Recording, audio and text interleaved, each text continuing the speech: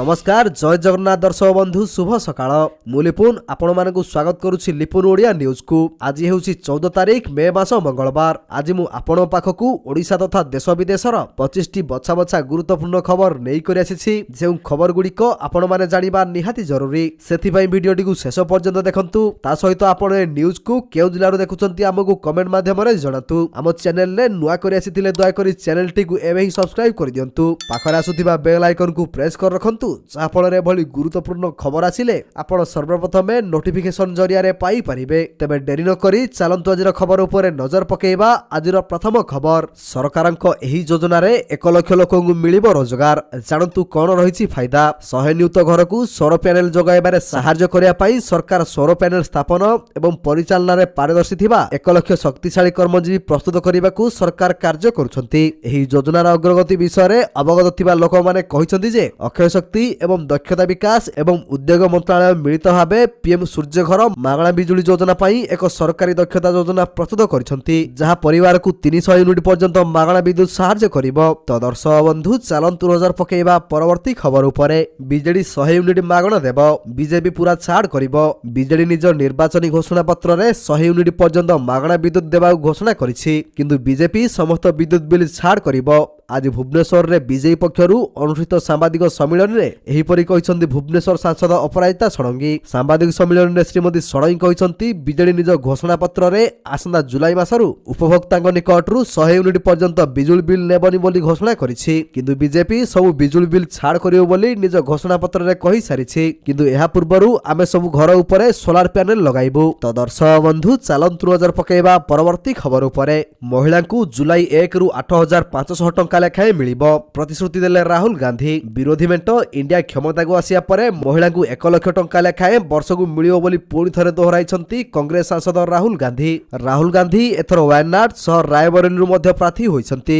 रायबरेली रे राहुल गांधी विशाल जनसभा को संबोधन करी 1 लाख टंकिया योजना विषय रे कहिसंती। एथिसह निजर मैजिक फॉर्मूला विषय रे समस्त को अवगत कराइछंती। तो दर्शक बंधु चलंतु नजर पकेइबा परवर्ती खबर उपरे। मास शेष रे घूर्णिबलय, देशर विभिन्न राज्य रे वर्षा संभावना। मास शेष रे घूर्णिबलय आसना 21 तारिख बेलकु पोर्ट ब्लेयर निकट दक्षिण और संलग्न केंद्रीय बंगोपसागर रे एक घूर्णिबलय सृष्टि हेबाकु जाउछि। प्रभाव रे 23 मे बेलकु मौसुमी उत्तर अंडमान छुइबा नै आकलन करा जाउछि। बंगोपसागर रे सृष्टि हेबाकु जाउथिबा घूर्णिबलय प्रभाव रे थाईलैंड, म्यांमार, बांग्लादेश समेत उत्तर पूर्व भारतर विभिन्न राज्य रे वर्षा हेबार संभावना रहिछि। तेबे ओडिसा रे एही घूर्णिबलय प्रभाव रे वर्षा हेबो कि नाही एहा 19 तारिख परे जणा पडियो बोली पाणीपाग विशेषज्ञ माने आकलन करिसंती। तो दर्शक बंधु चलंतु नजर पकेइबा परवर्ती खबर उपरे। ड्यूटी रे गुरुतर अवहेला नै गिरफ हेबे 2 प्रिजाइडिंग अफिसर। गतकाली ओडिसा रे प्रथम पर्याय मतदान आरंभ होई जाइछि। गणतंत्रर महान पर्व रे शामिल होइछि ओडिसा। प्रथम पर्याय मतदान चलिथिया बेले भोटरक मध्ये रे नाही नथिबा उत्साह निज निजर मताधिकार साब्यस्त करिया पई मतदान केंद्र को जाउछंती।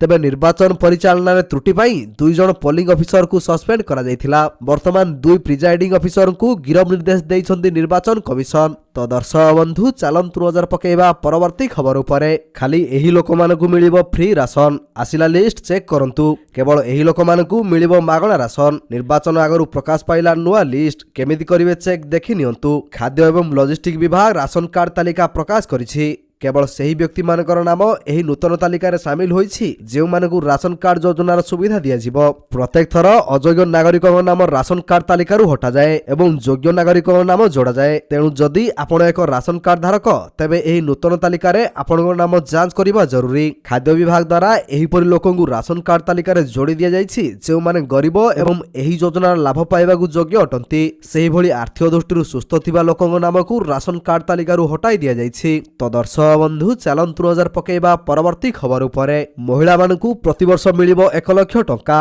निर्वाचन मध्यरे सोनिया गांधी को बड़ घोषणा। लोकसभा निर्वाचन चतुर्थ पर्याय पई भोट चलिथिबा बेले पूर्वतन कांग्रेस सभापति सोनिया गांधी महिला मानक पई वार्ता दे केंद्र सरकार को टार्गेट करछंती। एही समय मध्यरे से एक बड़ घोषणा करछंती। सोनिया गांधी आज एक वीडियो वार्ता प्रकाश करी कहिसंती जे स्वाधीनता संग्राम ठारू आरंभ करी आधुनिक भारत सृष्टि पर्यंत महिला माने एक प्रमुख भूमिका ग्रहण करछंती। तो दर्शक ଦର୍ଶକ ବନ୍ଧୁ ଚାଲନ୍ତୁ ନଜର ପକେଇବା ପରବର୍ତ୍ତୀ ଖବର ଉପରେ। ପିଲାଙ୍କ ପାଠପଢା ପାଇଁ କେନ୍ଦ୍ର ସରକାର ଦେବେ 20,000 ଟଙ୍କା। ତେବେ ଦର୍ଶକ ବନ୍ଧୁ ଆଜିର ଭିଡିଓଟି ଛାତ୍ରଛାତ୍ରୀମାନଙ୍କ ପାଇଁ ଅତ୍ୟନ୍ତ ଗୁରୁତ୍ୱପୂର୍ଣ୍ଣ ଅଟେ। ସେମାନଙ୍କ ସୂଚନା ପାଇଁ ଆମେ ସେମାନଙ୍କୁ କହିବାକୁ ଚାହୁଁ ଯେ PM scholarship scheme online registration 2024 କରିବା ବେଳେ ସେମାନେ ପ୍ରତିବର୍ଷ 20,000 ଟଙ୍କା ଆର୍ଥିକ ସହାୟତା ପାଇବେ, ଯାହା ମାଧ୍ୟମରେ ସେମାନେ ପାଠପଢା ଜାରି ରଖିବେ ଏବଂ ସେମାନଙ୍କ ଅଧ୍ୟୟନ ସହିତ ଜଡ଼ିତ ଖର୍ଚ୍ଚ ମଧ୍ୟ ପୂରଣ କରିପାରିବେ।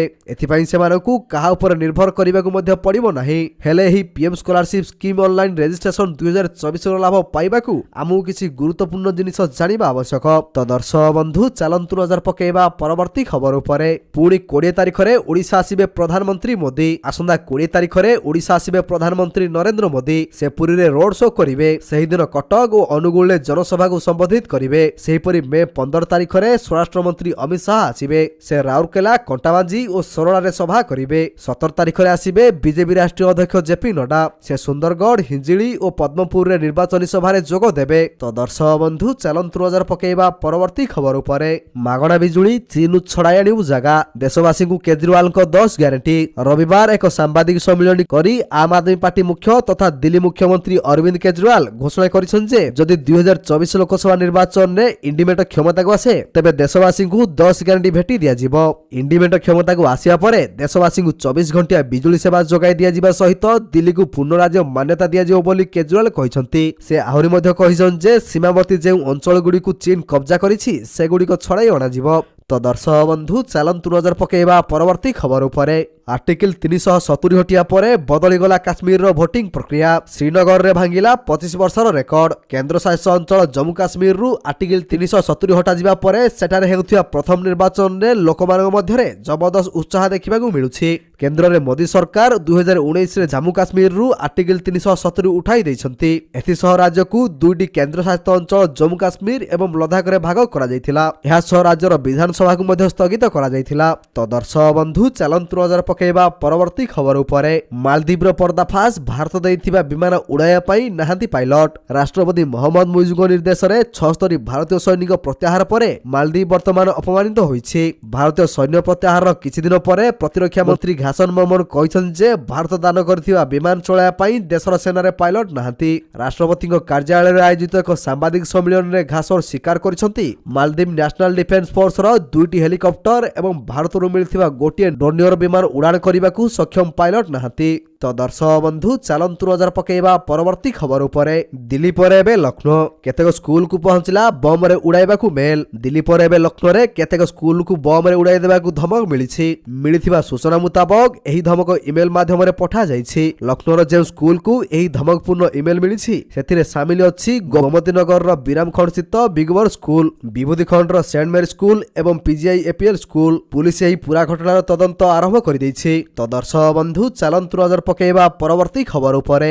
ଗ୍ରାଜୁଏସନ କରିଛନ୍ତି କି ରେଳବାଇରେ ମ୍ୟାନେଜର ହେବାର ସୁଯୋଗ ରହିଛି। ଭାରତୀୟ ରେଳ ବିଭାଗରେ ଚାକିରି କରିବାକୁ ଆଗ୍ରହୀ ଥିବା ପ୍ରାର୍ଥୀଙ୍କ ପାଇଁ ସୁବର୍ଣ୍ଣ ସୁଯୋଗ ଆସିଛି। ଏନେଇ ପୂର୍ବାଞ୍ଚଳ ରେଳ ଏକ ବିଜ୍ଞପ୍ତି ପ୍ରକାଶ କରିଛି। ଏହି ନିଯୁକ୍ତି ମାଧ୍ୟମରେ ଗୁଡ୍ସ ଟ୍ରେନ୍ ମ୍ୟାନେଜର ପଦବୀ ପୂରଣ ହେବ। ଆପଣ ଉଭୟ ଅନଲାଇନ ଏବଂ ଅଫଲାଇନ ମାଧ୍ୟମରେ ଆବେଦନ କରିପାରିବେ। ଏନେଇ ଉଭୟ ମହିଳା ଓ ପୁରୁଷ ଆବେଦନ କରିପାରିବେ। ଏହି ନିଯୁକ୍ତି ମାଧ୍ୟମରେ ମୋଟ 108ଟି ପଦବୀ ପୂରଣ ହେବ।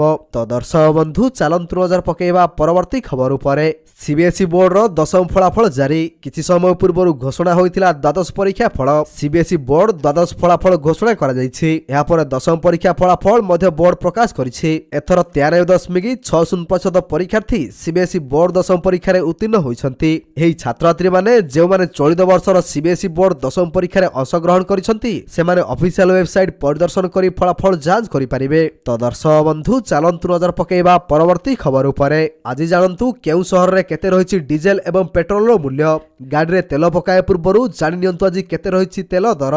ଦେଶର କିଛି ସ୍ଥାନରେ ତୈଳ ଦର ସ୍ଥିର ରହିଥିବା ବେଳେ ଅନ୍ୟ କିଛି ସ୍ଥାନରେ ତୈଳ ଦରରେ ପରିବର୍ତ୍ତନ ହୋଇଛି। ଭୁବନେଶ୍ୱର ପେଟ୍ରୋଲ ଦରରେ ପରିବର୍ତ୍ତନ ହୋଇଥିବା ଦେଖିବାକୁ ମିଳିଛି। ସେହିପରି ଦେଶର ଅନ୍ୟ କିଛି ସ୍ଥାନରେ ଦର ଖସିଥିବା ବେଳେ ଆଉ କିଛି ସ୍ଥାନରେ ଦର ବୃଦ୍ଧି ପାଇଥିବା ଦେଖିବାକୁ ମିଳିଛି। ତେବେ ଭୁବନେଶ୍ୱରରେ ପେଟ୍ରୋଲ ଦର 101 ଟଙ୍କା 5 ପଇସା ରହିଛି। ତେବେ ଡିଜେଲ ଦର 92 ଟଙ୍କା 62 ପଇସା ରହିଛି। ତ ଦର୍ଶକ ବନ୍ଧୁ ଚାଲନ୍ତୁ ନଜର ପକେଇବା ପରବର୍ତ୍ତୀ ଖବର ଉପରେ। मे 15 रे ओडिशा आसिबे राहुल गांधी। बलांगीर रे दलीय प्रार्थी करिबे प्रचार। ओडिशा आसिबे राहुल गांधी। आसंता 15 तारिख रे ओडिशा आसिबे राहुल गांधी। दिन 11टा समय भुवनेश्वर विमान बंदर रे पहुंचीबे राहुल। यहाँ पर सीधा सड़क बलांगीर अभिमुखे यात्रा करिबे। बलांगीर रे साधारण सभा रे जोग देई दलीय प्रार्थी प्रचार करिबे। बलांगीर सभा शेष होबा परे दिल्ली फेरी जिबे राहुल गांधी। यहाँ पूर्व राहुल सालेपुर को आसी उभय राज्य और केंद्र सरकार ऊपर बर्षिथिले एवं कांग्रेस को पुणी थे सरकार रे आनिबा को आह्वान देइथिले। तो दर्शक बंधु चलंतु नजर पकेइबा परवर्ती खबर उपरे। खूब शीघ्र मार्केट को आसिबो राजदूत बाइक। बाइक प्रेमी मध्य बढ़ुची क्रेज। बाइक प्रेमी माने नुआ नुआ बाइक लॉन्च हेले किनिबा को इच्छा करती। जदि आपण भी जने बाइक प्रेमी तेबे आज आमे आपण पई नै आसु एक खुशी खबर। 70 दशकर पुराना राजदूत बाइक कथा आपणकर मने अछि कि?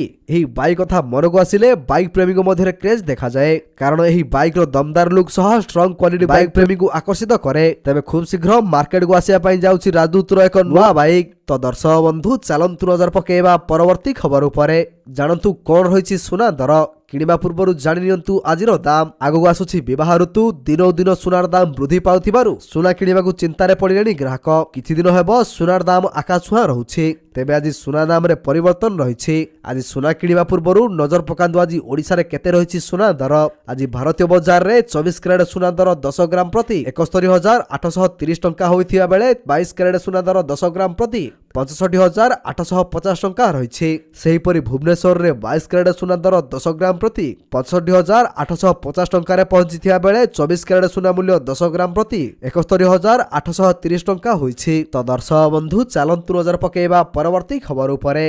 तो दर्शक बंधु प्रत्येक दिन एपरि सकाळर गुरुत्वपूर्ण खबर गुड़िक देखिया पई आम चैनल को सब्सक्राइब कर दियंतु, काहेकि ना प्रत्येक दिनर एपरि बछा बछा खबर गुड़िए आमे आपण मानन पई नेई कर आसुछु, जहार अपडेट आपण माने आम चैनल माध्यम रे पाई परिबे। तेणु चैनल को सब्सक्राइब करी बेल आइकन को प्रेस करिया पई जमार भूलंतु नाही। वीडियोटी को शेष पर्यंत देखिथिबारु आपनकु बहुत बहुत धन्यवाद। जय जगन्नाथ।